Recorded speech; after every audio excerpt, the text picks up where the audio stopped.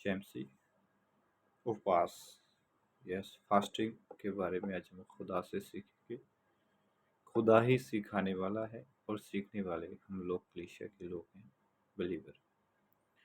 खुदा के कलाम को सीखना चाहिए और उपवास प्रार्थना जब हम करते हैं उसके बारे में पहले हमें खुदा से सीखना चाहिए कि कैसे रखना है। आजकल मेरे भाई बहन उपवास रखते हैं, कुछ पास्टर लोग उपवास रखते हैं 40 दिन 30 दिन, जितना भी उनका मन्नत होती है वो रख लेते हैं। लेकिन उन्हें पता ही नहीं उपवास कैसे रखा जाता है। वो सारा दिन उपवास करते हैं, भूखे भी रहते हैं, लेकिन उनको आशीष अनुग्रह नहीं मिलता। खुदावंद यीशु का प्यार उनमें नहीं दिखाई देता जो हकीकती में है। आइए हम खुदा के कलाम से सीखे खुदावंद यीशु में क्या सिखाता है कि कैसे आप उपवास प्रार्थना करें। पहले यीशु मसीह के वचनों को सीखते हैं जो उसने अपने मुख के द्वारा बोला, और उसके बाद हम पुराने नियम में भी देखें कि कैसे खुदावंद ने लोगों को सिखाया था। मत्ती की पुस्तक 6 अध्याय उसका 16 वचन है। उसमें लिखा है कि जब तुम उपवास करो तो कपटियों के समान तुम्हारा मुंह पर उदासी न छाई रहे। यस, ऐसा ही है कि खुदावंद कहता है कि जब आप उपवास करो क्या हो, आपके मुख पर उदासी न छाई हो, आपका चेहरा उदास न हो, व्याकुल ना हो आपका चेहरा, क्योंकि वे अपना मुंह बनाए रहते हैं ताकि लोग उन्हें उपासी जाने। मैं तुमसे सच कहता हूँ कि वो अपना प्रतिफल पा चुके। यस, खुदावंद कहता है कि जो लोग आजकल उपवास करते हैं, फास्टिंग करते हैं, वो अपना मुख इस तरह बना लेते हैं कि उन्हें लोग जाने, खुदा नहीं, लोग, उन्हें लोगों से प्रतिफल मिलना है, खुदा से नहीं। खुदा यीशु ने ये सब देखा तभी कहा है। उसने लोगों को देखा कि कैसे लोग यहूदी फरीसी उपवास रखते थे, वैसे ही सब लोग उपवास। यीशु ने उन्हें कैसे सिखाया कि तुम लोग जब उपवास करते हो तुम्हारे मुख पर उदासी छा जाती है और तुम लोगों में अपनी प्रशंसा करते हो, लोगों को बताते हो कि हमने आज उपवास रखा है, आपकी कोई प्रेयर रिक्वेस्ट है या आपकी प्रार्थना में बताओ। कुछ लोग 40 दिन का रख लेते हैं।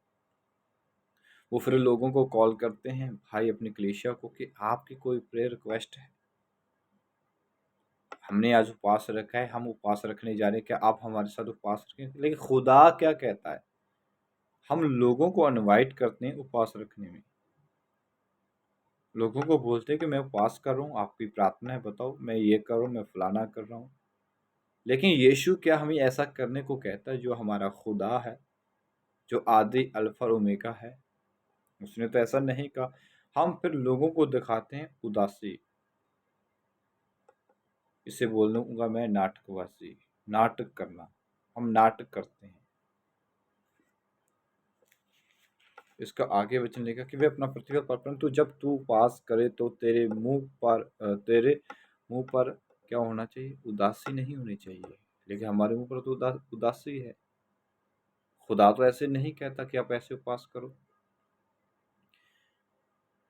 परंतु जब तू उपवास करे तो अपने सिर पर तेल मल और मुंह धो, क्योंकि लोग नहीं परंतु तेरा पिता जो गुप्त में है तुझे उपवास से जाने। इस दिशा में तेरा प्रतिफल जो गुप्त में देखता है तुझे प्रतिफल देगा। यस फादर, थैंक यू यीशु।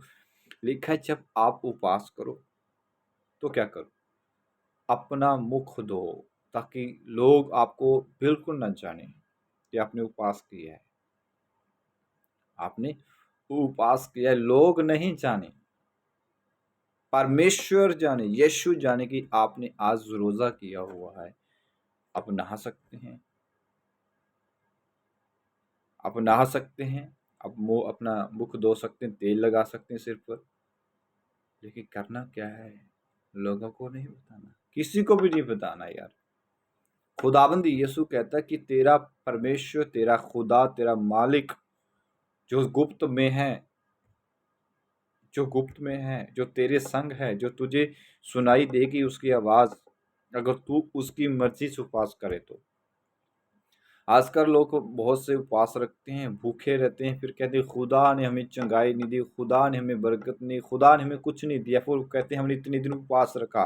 वो खुदा कहता है वो अपना प्रतिफल पा चुके, क्योंकि उन्होंने कपट किया, लोगों को दिखाया, अपने पास्टर को 1000 बार बताया, कलीसिया को 1000 बार बताया। वो नाटकबाज करते, परिवार में क्या करते, आजकल को उपवास कहते हैं जिस विश्ववक्तन का कि ये लड़ाई झगड़े करते हैं 58 में। आज आपको एक कहानी बताऊंगा एस्तर की पुस्तक से, कि शीर्षिया राजा के जो हमारे हिंदुस्तान से लेकर कुछ राज्यों पर 127 राज्यों पर राज करता था, उसका पढ़ते हैं पहले कहानी, उसके बाद इसका अर्थ देखेंगे खुदा में क्या सिखाता है।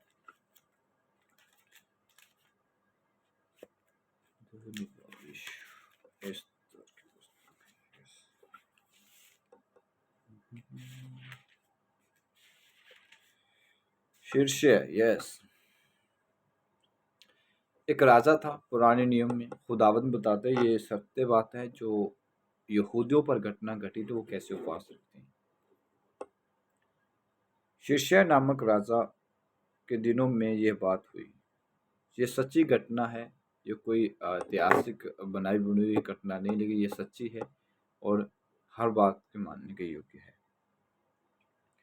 127 प्रांतों पर अर्थात हिंदुस्तान से लेकर कुछ देश तक राजा करता था। उन दिनों में शीर्षय राजा अपनी राजगद्दी पर विराजमान था, जो शूशन नामक राजगढ़ में थी। इस राजा ने क्या किया कि जो राजा शीर्षय राजा था, इसने 127 देशों पर राज करता था। इसने एक पार्टी रखी, जो पार्टी चली 80 दिन।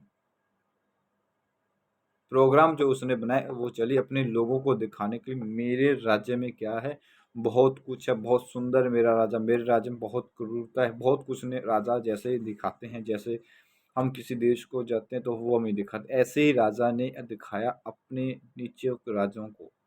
सब देशों के राजा, 127 देशों के लोग वहां पे थे।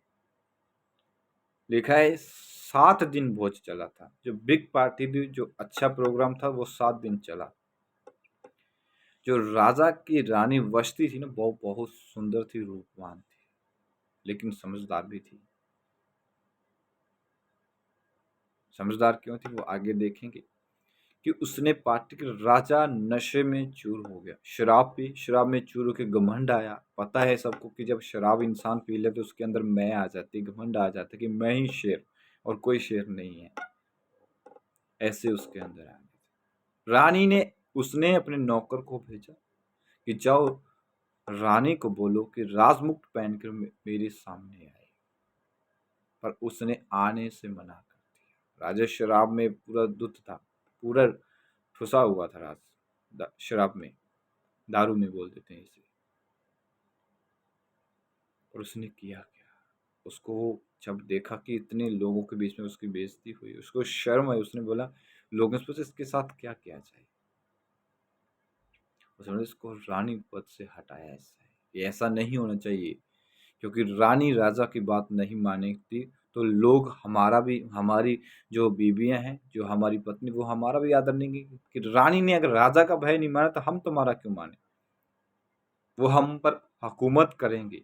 इसी डर से राजा ने सोचा कि जो स्त्री जाती है वो तो ऊपर चढ़ जाएगी, इंसान के ऊपर हुकूमत करने लग जाएगी, उससे भय नहीं मानेगी। उसने क्या किया, उसको पद से हटा दिया, उसको तलाक दे दिया, उसको निकाल दिया। फिर कुछ दिनों के बाद राजा से बोला कि राजा के लिए एक रानी ढूंढी चाहिए, सुंदर हो, समझदार हो, सुंदर हो, समझदार हो। तो राजा के लिए रानी ढूंढने लगे। उस समय क्या था, एक परमेश्वर का दास, एक दासी यहूदी, आज भी यहूदी जब उपवास रखते तो वो नरम होते हैं, दीन हो जाते हैं। वो क्या होते हैं, दीन और नरम हो जाते हैं। यहाँ पे लिखा है कि 2:5 में शूशन घर में मार्दके नामक यहूदी था। उसकी बेटी जो थी, उसके भाई की मान लो, उसकी बहन मान लो, उसने अपनी बहन बनाया, बेटी भी बनाया उसको, उसका नाम था एस्तर। वो सुंदर भी थी। जब राजा ने ये बोला कि रानी को ढूंढे, तो उसने अपने राज्य में शूशनगढ़ राजगढ़ में जब उसने फैला दिया कि राजा के लिए रानी, तो लड़कियों को चुना गया।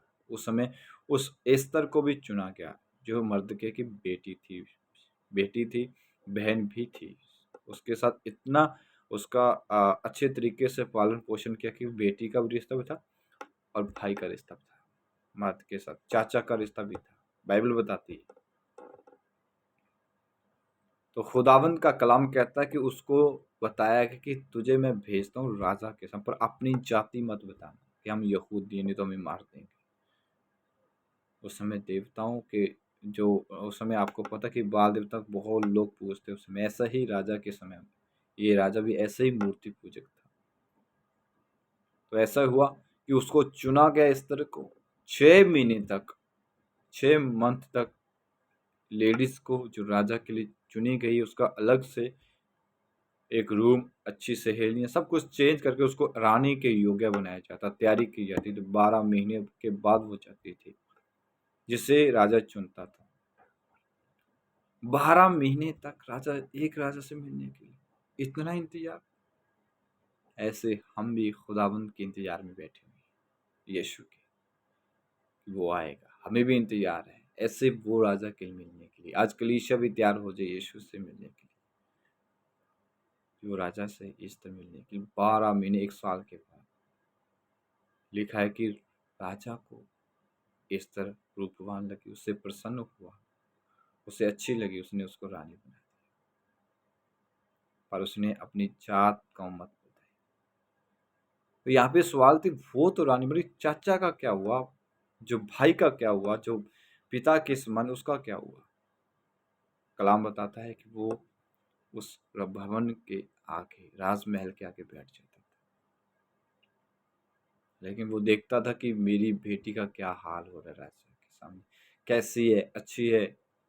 लेकिन क्या हुआ, उसका एक उस समय में राजा ने अपने एक हामान, जो उसका राष्ट्रपति था, राजा के नीचे था, जो सेना के ऊपर था, उसने उसका पद ऊंचा कर दिया, राजा शीर्षय ने। जब राजा के द्वारा किसी का सम्मान होता तो सब लोग उसके आगे भी झुकते हैं। तो यहूदी कभी किसी के आगे नहीं झुकते। यहूदी उस समय जब वो निकल रहा था तो मर्द के उसके सामने नहीं झुका। उसको जलन हुई कि ये लोग मेरे सामने क्यों नहीं झुकते, क्यों नहीं झुका जी मेरे सामने। उसने बताया कि ये यहूदी है, ये सिर्फ यहोवा परमेश्वर के सामने झुकता है और किसी के सामने नहीं। उसको जलन हुई, उसको जलन हुई। उसने राजा से कहा, राजन, तेरे राज्य में ऐसे लोग हुए जो तेरा भय नहीं मानते। राजा ने शराब में आके, दूध में, नशे में आके एक अपनी अंगूठी दी कि यहूदी कौम को मिटा दिया जाए 127 प्रांतों में से। जब ये बात उसको पता चली, जब बात उसको पता चली, कलाम बताता है कि उसने मोहर दे दी कि मारे जाए। इसमें एक ऐसी घटना घटित कि उस समय था कि राजा के खाने पानहार के कुछ दोस्त थे, उन्होंने राजा को मारने की धमकी दी थी। राजा को उसे मर्दके ने बताया था कि तुम्हें ऐसा, उसकी मदद की थी। और उस समय से बात की बात है कि राजा ने मोहर लगा दी कि यहूदी कौम को मिटा दिया जाए, कि यहूदी कौम को। उस समय इसने विलोप किया था, मर्दके ने अपने कपड़े फाड़े, उपवास करने लगा। अपनी बेटी के सामने, बेटी ने जब देखा कि मेरा पिता आज ऐसे विलाप कर रहा है, ऐसा रो रहा है, तो उसको पूछा कि क्या हुआ। कहता, यहूदी कौम आज कष्ट में पड़ी हुई है। राजा ने योजना दे दी है, राजा ने आज्ञा दे दी कि सबको मिटाया जाए। तो उसने बोला कि तुम चाहो, राजा को बोलो कि ये काम मत हो। यहाँ पे 4 में लिखा है कि वो बोलती है कि मैं राजा से 1 महीने तक मिलने को नहीं गई, 30 दिन तक। एस्तर ने ये बात सुनी तो मर्दकी ने कहा, तू मन ही मन विचार न कर, रात भर में रहने के कारण मैं सब यहूदियों में बची रहूंगी। क्योंकि वो सोचता था, यहाँ पे लिखा है, हाँ, राजा के सब कर्मचारी, राजा के प्रांतों के लोग मालूम है कि क्या पुरुष क्या स्त्री कोई न हो जो बिना आज्ञा के भीतर आंगन में राजा के सामने जाए, उसको मार डालने की आज्ञा केवल जिसकी और राजा सोने का राजदंड बढ़ाए वही बचता है। परंतु मैं भी अब 30 दिन से राजा के पास नहीं बुलाई गई। एस्तर की यह बात मर्दकी ने सुनी कि वो 1 महीने तक राजा के पास नहीं। अगर कहता मैं अपनी मर्जी से जाऊंगी तो राजा मुझे मार देगा। बोला कि तुम्हें जाना पड़ेगा। बाप ने कहा कि जाना पड़ेगा। चाचा ने कहा जाने नहीं तो यहूदी को कष्ट में हो जाए। उसने कहा ठीक है, कुछ उपाय निकालते हैं। उसने कहा ठीक है, कुछ उपाय निकालते हैं। क्या जाने कि तुझे ऐसे कठिन समय के लिए राजपद मिला है। वो बोलने लगा मर्दकी कि क्या जाने परमेश्वर की यही योजना थी कि आज यहूदी कौम तेरे कारण बचाई जाए, इसलिए परमेश्वर ने तुझे रानी बनाया है, परमेश्वर ने तुझे चुना है। तो जाकर शूशन के सब यहूदियों से को इकट्ठा कर और तुम सब मिलकर मेरे लिए उपवास करो 3 दिन और रात। कुछ ना खाओ, कुछ ना पियो। आइए उपवास के अगर इनकी 3 दिन तक भूखा रहने से, उपवास करने से, परमेश्वर की इच्छा से यहूदी कौम बच सकते, तो फिर आज हमें आशीष क्यों नहीं मिल रही। लेखा कि एस्तर रानी भी बचाएगी और उस दुष्ट का हयाब का विनाश हुआ, हाम का भी नष्ट हुआ और पूरी यहूदी कौम बचाएगी। एस्तर की पूरी पुस्तक में वहां पे लिखा हुआ है कि सब बचाएगी। लेकिन आज बात क्या, हमारे उपवास से हमें आशीष क्यों नहीं मिली। आज हम क्यों नहीं बचाए जा रहे, कैसे रख रहे हैं हम उपवास। मेन बात यही है, क्योंकि हमारा उपवास है ढोंग करना। मैं इसे ढोंग कहता हूँ। हम उपवास करते हैं सिर्फ लोगों को दिखाने के लिए, परिवार को दिखाने के लिए। खुदा को हमारी आवाज तो पहुंचती नहीं, हम ऐसे ही उपवास रखते हैं। हमारा उपवास लोगों को दिखाने के लिए। यशायाह भविष्यद्वक्ता ने क्या कहा कि हम कैसे उपवास रखें, उसने पहले ही बताया हुआ है। यशायाह भविष्यद्वक्ता की पुस्तक 58।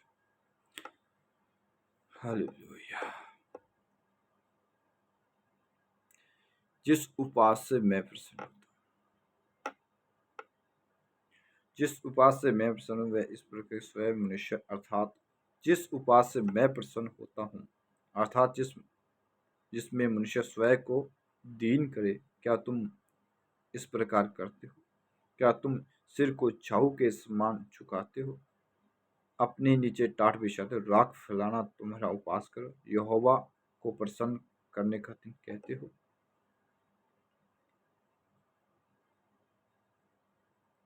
यहाँ पे 3:58 में लिखा है कि वे कहते कि क्या कारण है कि हमने उपवास रखा परंतु तूने सूदी नहीं ली, हमने दुख उठाया परंतु तूने ध्यान नहीं दिया। सुनो, उपवास के दिन तुम अपनी ही इच्छा पूरी करते हो और अपने सेवकों से कठिन काम कराते हो। सुनो, तुम्हारे उपवास का फल यह है कि तुम आपस में लड़ते झगड़ते दुष्टांत को घूंसे मारते हो। यस, हमारा उपवास क्या है? हम परिवार को बोलते हैं आज हमारा उपवास है, मुझे परेशान मत कर, मुझे आज चाय बनाने को मत कहना, मुझे आज काम करने को मत कहना। परमेश्वर कहता स्वयं को दीन करते हो, अपने जाति भाइयों से अच्छा प्यार करते हो, अपने आप को दीन करते हो। कोई आपको बुरा कहे उसके लिए प्रार्थना करते हो। क्या खुदा की इच्छा के लिए आपने कभी उपवास किया? आप अपने स्वार्थ के लिए उपवास करते हैं कि मुझे फलाना मिल जाए, मुझे गाड़ी मिल जाए, मुझे वीज़ा मिल जाए, मुझे बहुत कुछ मिल जाए। क्या ऐसे ही हम उपवास करते हैं? यस, हमारे पास यही है। खुदावंत कहता है कि क्या तुम यहोवा की इच्छा को पूरा करते हो उपवास के दिन? क्या उसकी मर्जी के लिए आप उपवास करते हो? मैं भी आपकी तरह पहले ऐसे ही उपवास करता, लेकिन अब मेरे उपवास ऐसे नहीं होते। मैं उपवास करता हूँ खुदा की इच्छा के लिए। खुदा तेरा कलाम मुझे सिखा, मुझे और किसी के किस काम के लिए उपवास नहीं करना, मुझे तुझे जानना है। तूने बहुत कुछ दिया है, खुदा के शुक्रिया के लिए, खुदा के धन्यवाद के लिए उपवास करो, खुदा को जानने के लिए उपवास करो, तो आपको सब कुछ मुफ्त में मिलेगा। लेकिन हमारा उपवास क्या है? हम सुबह रात को खुदा से बात नहीं करते। अगले दिन जिस दिन हमें उपवास करना, उस दिन हम खुदा से बात नहीं करते। हम लोगों को बता देते हैं, लेकिन खुदा को नहीं बताते कि हमने फलाने दिन उपवास करना है, फलाने दिन हमें उसी दिन बुरे काम करने होते हैं। सब काम हमें याद आ जाते हैं। परमेश्वर की मर्जी को हम पूरा नहीं करते। हम उपवास के दिन क्या करते हैं? सुबह हम उठते हैं, चाय पीते हैं, उसके बाद हम प्रेयर करते हैं, फिर खुदा से बोलते हैं कि आज मेरा खुदा उपवास है। और 10-15 मिनट के बाद हम प्रेयर करते हैं। प्रेयर करने के बाद हम लड़ते हैं। कोई हमें बोल दे, हम सुन नहीं पाते। हम उनको बोलते कि आज मेरा उपवास, मुझे परेशान मत करना। हम ढोंग करते हैं और प्रार्थना करने के बाद हम फ़ोन भी चलाते हैं। उपवास के दिन ही ऐसे करते हैं। ऐसे-ऐसे हम काम करते हैं जो खुदा को पसंद नहीं है। खुदा बोलता है कि तेरा उपवास गुप्त में हो। कोई ना जाने, आपका पास्टर भी ना जाने, आपका बाप भी ना जाने। हाँ, अगर आपको कोई बोल रहा है आप खाना क्यों नहीं खा रहे, आपको बोलो मुझे नहीं खाना। आज मैं किसी के लिए, ये दिन किसी का है, ये आज का दिन मेरे खुदा का दिन है, क्योंकि खुदा ने कहा है खाने के बिना भी जीवित रहा जा सकता है, उसके वचनों के द्वारा, उसके वचनों के द्वारा अपने आप को खुदा के सामने दीन करो। आपको कोई गाली, जिससे आपसे झगड़ा हुआ, ये बात सुन लो, जिससे आपका झगड़ा हुआ है परिवार में, आस पड़ोस में, किसी से भी, उसको उपवास के दिन से पहले ही माफ करो। खुदा बोलता है कि तुम लड़ते हो तो शाम तक तुम्हारा गुस्सा ठंडा होने से तो माफ करना चाहिए। हम दुश्मनी भी रखते हैं, उपवास भी करते हैं, गालियां भी देते हैं, उपवास भी करते हैं, उपवास के दिन भी हम गालियां निकालते हैं। कुछ बहनें क्या करती हैं, वो उपवास भी रखती हैं और चुगली भी करती हैं। उपवास के दिन आप घर नहीं रहते, उपवास के दिन आप एक कमरे में बंद नहीं रह पाते, उपवास के दिन आप वचन को नहीं सुनते, उपवास के दिन हम खुदा से बात नहीं कर पाते, अपनी ही बातें खुदा के सामने रखते हैं, उसकी बात सुनते ही नहीं। उपवास के दिन बोलें, खुदावन तेरी क्या मर्जी है, क्या मुझसे बोलना चाहता है, मुझे अपना मार्ग दिखा। खुदावन मुझे अपना मार्ग दिखा, मेरे कानों को खोल तेरी आवाज के लिए, मेरी आंखों को रोशनी दे तुझे देखने के लिए। क्या हमारे पास ऐसे होते हैं? क्या खुदा की बात पूछिए, खुदा क्या चाहता है, खुदा की क्या सोचना है। हम उपवास रखते हैं संसारिक चीजों के लिए, बीमारियों के लिए, कि हमें शिफा मिल जाए। कभी आपने उपवास ऐसे नहीं रखा होगा, ये पक्का है, क्योंकि हम सब, मैंने भी ऐसा ही किया था, तभी बोल रहा हूँ। हम अपने स्वार्थ के लिए उपवास रखते, खुदा की महिमा के लिए हमने उपवास कभी नहीं किया। दूसरों के लिए उपवास करो। रानी एस्तर ने यहूदियों के लिए उपवास किया, अपनी कौम के लिए उपवास किया, अपने परिवार के लिए उपवास करो, अपने भाई के लिए उपवास करो, अपनी आस पड़ोस के लिए उपवास करो। खुदा तेरी इच्छा पूरी हो मेरे आस पड़ोस में, मुझ में से झगड़ा निकाल। ऐ खुदा, मुझे गाली जो मैं देता हूँ वो निकाल मुझसे, अंदर मुझे खाली कर यीशु, संसारिक काम मुझसे निकल जाए यीशु। ऐ खुदा, मैं आज उपवास रखती हूँ कि तू मुझ में अपने आप को दिखा, अपनी मार्ग पर मुझे चला। आज खुदा मैं तुझे बुलाती हूँ, मैं तुझे बुलाता हूँ कि मेरा उपवास नहीं बल्कि तेरा दिन है खुदा। तू मुझे अनुग्रह दे खुदा कि मैं दूसरों को माफ करने वाला बनूं। कोई मुझे गाली दो, मैं सुनने वाला बन जाऊं। कोई मुझे मारे तो मैं उसकी सहनशीलता सुनूं प्रभु। ऐ खुदा मैं आज ये दिन ऐसे क्या आपने उपवास किया है? ऐसे उपवास रहो, किसी को मत बताओ, खुदा से गुप्त में रहो। कोई पूछे तो उसको नम्रता से जवाब दो। अगर बार बार पूछे उससे ये बोलो कि आज मैं प्रेयर में हूँ। कोई जबरदस्ती पूछे तब बताओ, अपने आप कुछ मत बताओ। इसका मतलब अगर आप खुद बताते हो तो आप ढोंग करते हो, आप घमंड करते हो, आपका प्रतिफल अपने चेहरे को 2 बार 3 बार धो के ताकि कोई न जाने। उपवास के दिन आप एक कमरे में रहें, घर में रहें, बाहर मत जाएं। कितना भी जरूरी काम है छोड़ दें, गुप्त में एक कमरे में रह जाएं, क्योंकि उस दिन अगर आप खुदा को अपना दिन दोगे ना, जो काम आपके रुके होंगे वो 100% हो जाएंगे। अगर आप खुदा की मर्जी के लिए उपवास करें, सब काम आपके हो जाएंगे। आपका रिश्ता उस दिन देखना कैसे होगा, आप एक शांति से बढ़ जाएंगे। जब आप 1 दिन 2 दिन उपवास करो तो हर बार आप उपवास ऐसे ही करोगे। आत्मिक उपवास करो, शरीर के लिए उपवास मत करो। शिफा मिल जाएगी आपको, मुझे पता है शिफा मिल जाए, लेकिन फिर भी दोबारा आ जाएगी बीमारी तो फिर क्या करो, फिर रखोगे उपवास। खुदा के अनुग्रह के लिए उपवास करो, यीशु के प्यार के लिए उपवास करो, उसको समझने के लिए उपवास करो। खुदा का कलाम कहता है कि तुम क्या धनवान अपने धन पर घमंड ना करें। पैसे के लिए आप उपवास मत करें, समझ के लिए उपवास मत करें, ताकतवर होने के लिए उपवास मत करें। उपवास करो कि खुदा के साथ आपका रिश्ता मजबूत हो, बाप बेटे का रिश्ता हो, बेटी का रिश्ता हो, उसके प्यार का रिश्ता हो। यीशु से ऐसे उपवास करें कि खुदा ये दिन मुझसे तू बात कर। जब खुदा सोचेगा, जब खुदा देखेगा कि आज इस बेटे ने मेरे लिए खाना छोड़ दिया है, तो वो आपके पास आएगा। ये इतना गंभीर है कि इसने मुझसे बात करने के लिए आज अपना खाना छोड़ दिया जो उसके शरीर को चलाता है,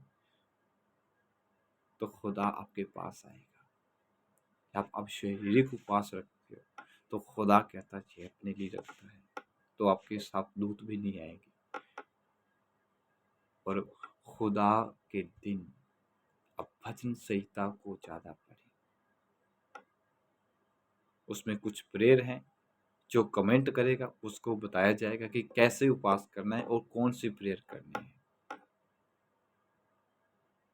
कमेंट करना और बताना और उपवास करना और प्रेयर करना, अपने परिवार के दूसरों के हित की भी चिंता करो, दूसरों के लिए प्रार्थना करो जो मसीह में नहीं है। अपने आप को बदलने के लिए उपवास करो। खुदा आपको आशीष दे। और भी उपवास के बारे में अगर जानना चाहते हो तो मेरे यूट्यूब पर चैनल पर कमेंट करें और अपना व्हाट्सएप नंबर लिखकर भेज दें, तो आपके साथ बात हो जाएगी। तो खुदा के वचनों को सुनने के लिए कमेंट, शेयर और सब्सक्राइब जरूर करें। आमीन।